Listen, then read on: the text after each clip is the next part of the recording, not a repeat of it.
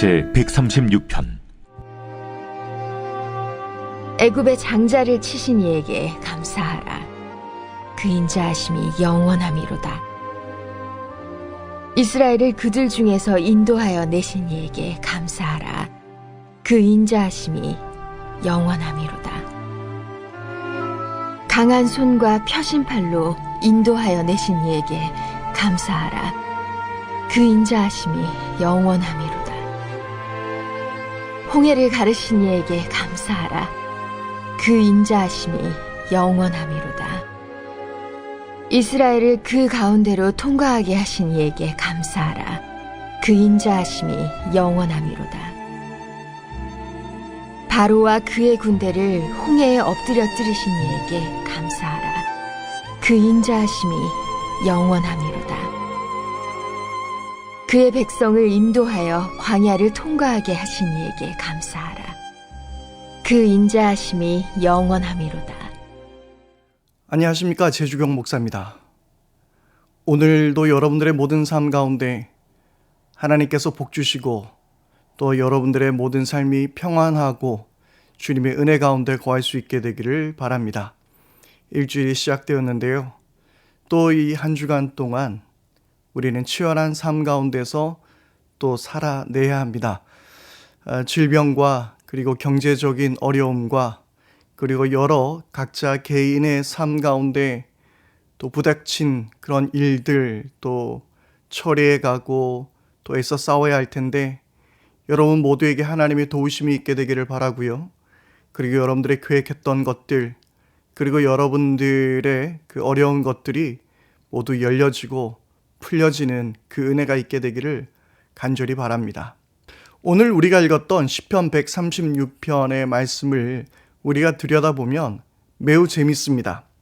10절 말씀에 보면 애굽의 장자를 치신 이에게 감사하라. 그러니까 아마 이 이야기의 시작은 그 이스라엘 백성들이 이제 애굽 땅, 이집트 땅에 그 노예로 있을 때의 이야기였겠죠. 그리고 하나님께서 그 10가지 재앙을 그 내리심으로 이제 드디어 마지막 장자의 죽음으로 인해서 유월절의 역사가 일어나는 그 사건을 이야기하고 있는 것입니다. 그리고 이제 하나님께서는 그들을 인도해 내셨다라고 또 이 시편의 기자는 고백하고 있고요. 그리고 홍해를 가르셨다라고 고백하며 그리고 홍해를 통과하게 하셨다 또 그렇게 이야기하며 바로와 그의 군대를 홍해에 빠뜨리셨다라고 계속해서 이 이야기가 점진적으로 진행되고 있는 것을 볼 수 있습니다. 그러니까 이스라엘 백성들이 그 애굽 땅에서 출발하여 나오면서 모든 순간순간을 그 하나님께서 함께 해주셨고 그리고 하나님께서 인도해 내셨다라고 고백하고 있는데요. 그런데 특별히 우리가 이 시편 136편에서 계속해서 반복되는 것이 무엇이죠? 바로 여호와께 감사하라 그 인자하심이 영원함이로다 라는 그 구절인 것입니다. 그래서 이스라엘 백성들이 이 모든 상황 가운데 나오게 되었는데 그 하나님께서 인도해 주셨는데 무엇에 기인한 것이라고요? 하나님의 인자하심, 하나님의 사랑에 대한 이야기를 하고 있는 것입니다. 그들의 모든 삶의 순간을 이해하게 될 때에 그들이 애굽 땅에서 나오게 되고 그리고 홍해를 건너게 하게 하시고 그리고 바로의 군대들을 홍해에 빠뜨리셨던 이 모든 일들이 어디에 기인한다고요? 바로 하나님의 사랑에 기인한다라고 이야기하고 있는 것입니다. 아니 하나님의 많은 성품이 있지 않습니까? 하나님은 정의로우신 하나님이시면서 하나님은 위대하신 하나님, 강한 하나님 여러 가지 이야기들이 있을 수 있습니다. 그런데 이 시편의 이야기는 여호와의 인자하심으로 인하여 하나님께 감사한다라고 이야기하고 있어요. 하나님의 사랑으로 인하여 감사한다고 말하고 있는 것이죠. 우리를 한번 돌아봤으면 좋겠습니다. 우리의 삶의 모든 여정들을 한번 생각해 보십시다. 오늘 지금 여러분들이 있는 그 순간까지를 한번 떠올려 보십시다. 우리는 무엇으로 인해서 여기까지 오게 된 것일까요? 우리는 무엇으로 인해서 하나님을 믿고 예수님을 믿고 구원받은 하나님 나라의 백성으로 세워지게 된 것일까요? 그렇습니다. 그 모든 것은 하나님의 사랑밖에 없습니다. 하나님의 그 놀라운 성품들이 모든 창세 그 이후로 모든 이 자연과 피조 세계에 그것을 부인할 수 없을 정도로 명확하게 보여주시지만, 그러나 그 어떤 것도 하나님의 사랑보다 더 뛰어나고 하나님의 사랑 없이 그 모든 것들이 놀랍고 경이로운 것으로 다가올 수 없는 것이죠. 이 모든 것은 오직 하나님의 사랑 안에서만 가능한 것입니다. 그래서 요한 1서에서는 하나님은 사랑이라고 그렇게 하나님을 정의하기도 했습니다. 인류는 끊임없이 하나님을 거부했습니다. 하나님을 멀리했습니다. 인류는 끊임없이 하나님 앞에 범죄하였고 그 사랑을 떠나왔던 인류의 역사입니다. 성경을 열어보면 성경의 모든 이야기가 그렇지 않습니까? 하나님께서 세상을 창조하셨고 아담과 하와를 그 에덴 동산에서 살게 하셨는데, 하나님 그렇게 축복해 주셨는데 아담과 하와는 하나님 앞에 범죄했습니다. 그리고 범죄하면서 에덴 동산에서 그 쫓겨나오면서 바로 그 다음 이야기가 무엇으로 등장합니까? 바로 가인이 아벨을 살해한 이야기가 등장합니다. 또 그 뒤에 어떤 이야기들이 등장합니까? 노아의 홍수가 등장합니다. 바벨탑이 등장합니다. 계속해서 인류는 끊임없이 하나님 앞에 범죄하고 하나님을 거역하는 것이 우리 인류의 모습이었다라는 거예요. 그러면 하나님은 계속해서 무엇을 말씀해 주고 계십니까? 끊임없이 우리를 용서해 주시고 끊임없이 사랑해 주시는 그 하나님의 사랑으로 이 인간의 역사는 점철되어져 있습니다. 인간의 끊임없는 반역, 거역, 그리고 포기하지 않는 하나님의 사랑. 그 역사가 오늘 우리를 이 자리까지 이끌어 오게 하셨습니다. 결국 하나님께서는 그 예수 그리스도의 십자가로 말미암아 그분의 사랑을 우리에게 증명해 보이신 것이지요. 그래서 여러분, 우리가 하나님의 그 어떤 성품을 물론 우리 하나님을 다 알아가야 합니다. 더 알아가야 합니다. 그러나 그 어느 것보다도 그 하나님의 사랑을 우리는 깊이 깨달아야 하는 것입니다. 하나님이 어떤 분이신지. 그래서 이 바울은 끊임없이 하나님의 은혜만을 이야기할 수밖에 없었던 것이지요. 그래서 에베소서의 말씀은 이렇게 이야기하고 있습니다. 그리스도의 사랑의 너비와 길이와 높이와 깊이가 어떠한지를 그 깨달을 수 있게 해주시기를 바울은 구하고 있었던 것입니다.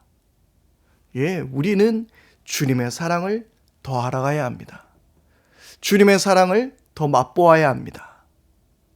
그래서 그리스도인들이라면 이 모든 것들의 한 가지 우리가 알아야 할 것은 하나님께 사랑받는 자라는 사실과, 그리고 우리 역시 그리스도의 은혜 안에서 형제와 자매를 사랑해야 한다라는 것입니다.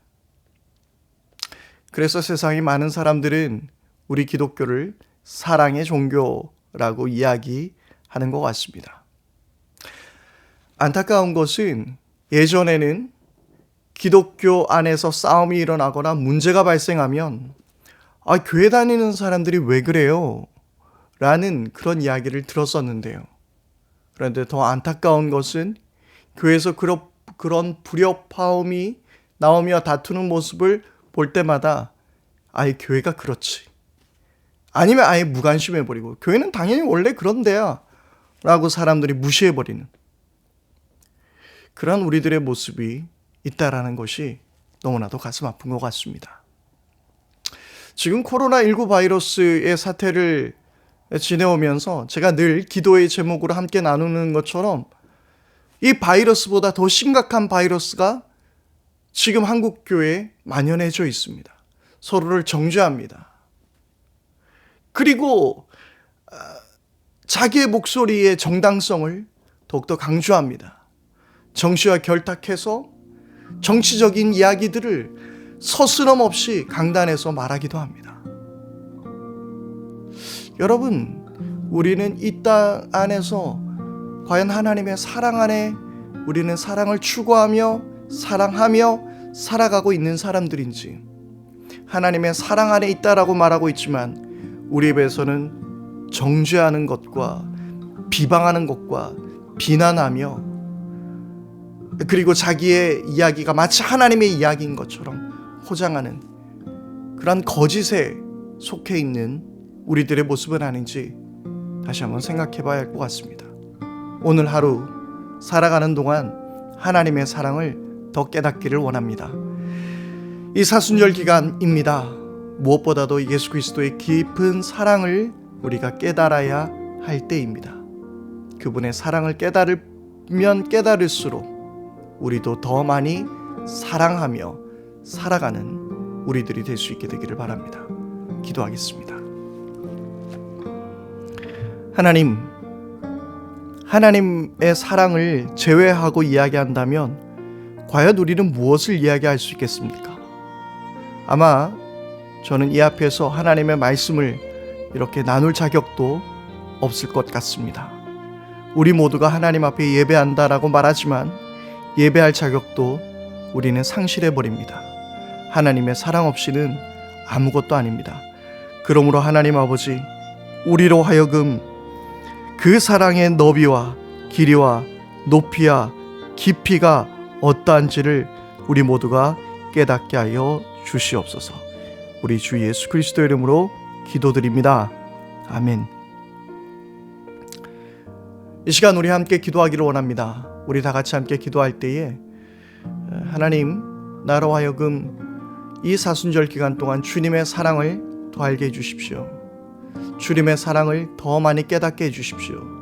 내 평생 믿어왔던 예수님이지만 그러나 이 기간 동안 더 주님의 사랑 안에 거하게 해주십시오. 우리 그렇게 기도하기를 바랍니다. 그리고 한국교회를 위해서 기도해 주십시오. 우리가 정죄하고 분열되어지는 한국교회가 아니라 사랑하고 품어주며 이해하는 그런 서로를 존중하는 한국교회가 될 수 있도록 위해서 기도해 주시기를 바랍니다.